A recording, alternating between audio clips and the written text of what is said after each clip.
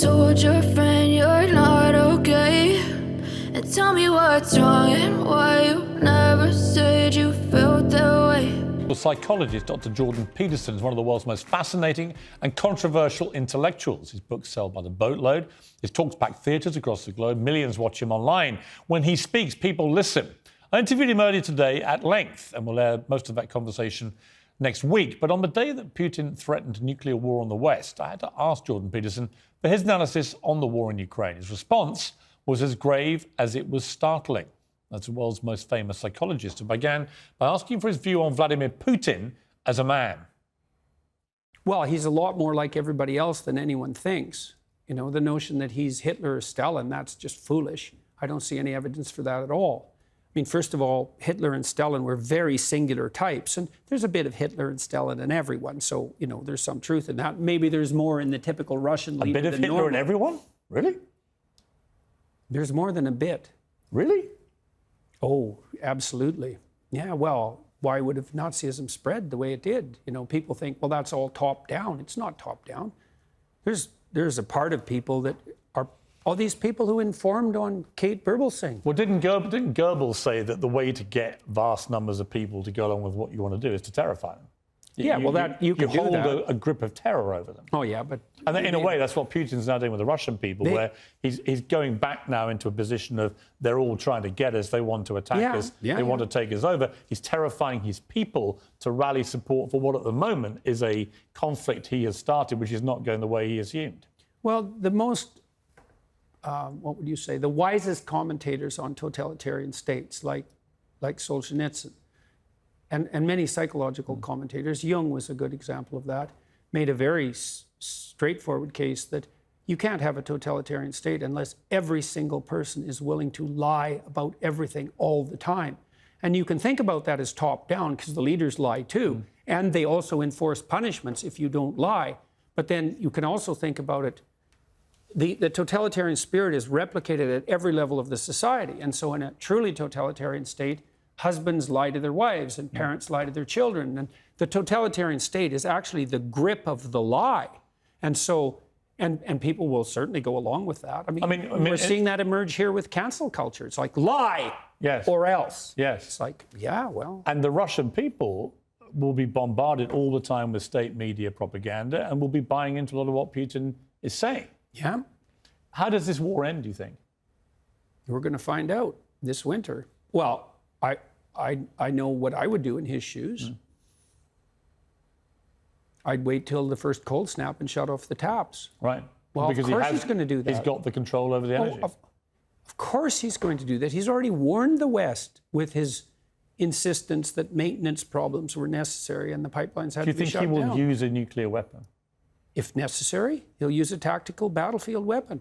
Even if it starts World War III? It won't, probably. Why? Because we wouldn't respond? What's in it for us? If you let him do it and get away with it, where does that end? Then you are into a Hitler analogy. There's a lot. You can get yourself in a situation, no problem, where there's no good outcome. We're trying to do that right now on every front we can possibly imagine. We can easily get ourselves in a situation where it's hell this way and hell that way. That's highly probable. Well, should the Ukrainians give the Russians anything? When I was over there recently interviewing President Zelensky, what I was struck by was everybody I met in Kyiv, the capital city, were utterly resolute. Don't give them an inch of our land. Yeah, well, I can't speak to that because I don't know what the preconditions for peace might be.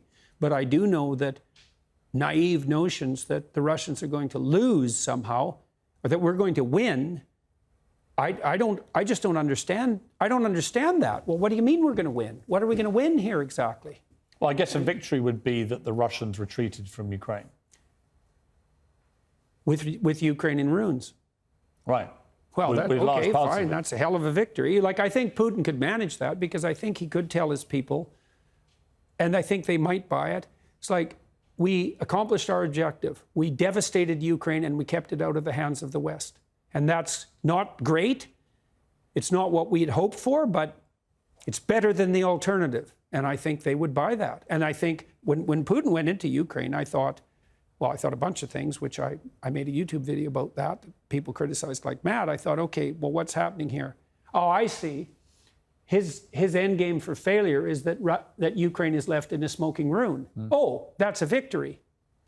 So then he can lose with impunity. Right. So how can we win? We can't win against Vladimir Putin anyways, because you cannot win against someone you cannot say no to. Period. And we can't say no to Putin because we sold our soul for his oil and gas. And we did that to elevate our moral stature in relationship to saving the planet. And so here we are, facing a very dire winter, hoisted on the petard of our own foolishness and moral presumption. We're saving the planet. We'll see. I don't think so.